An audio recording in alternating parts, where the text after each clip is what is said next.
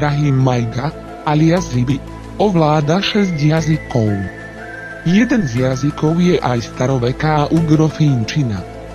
Čo sa stane, ak dáme do Google ugrofínčina?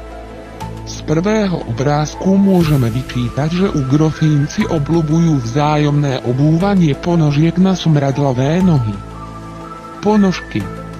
Nosí Ibrahim Majga biele ponožky? Nie, Ibi nenosí biele ponožky. Cez vysielač v Ľubietovej ZME sa pokúšali zistiť, aké teda Ibi nosí ponožky. Ibi nenosí ponožky. Ibi nosí šlapky. Aký je druhý význam slova šlapky? Štetka. Viete, ako vyzerá ugrofínska štetka? Áno, presne tak, je to víťazka Eurovízie 2014. A teraz môžeme počítať. Končita nosí reťazku. Ibi tiež nosí reťazku.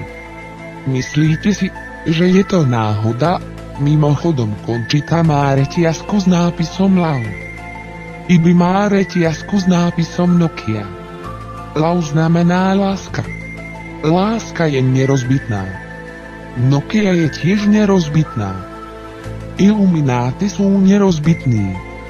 Ibrahim Majga bol odhalený iluminát.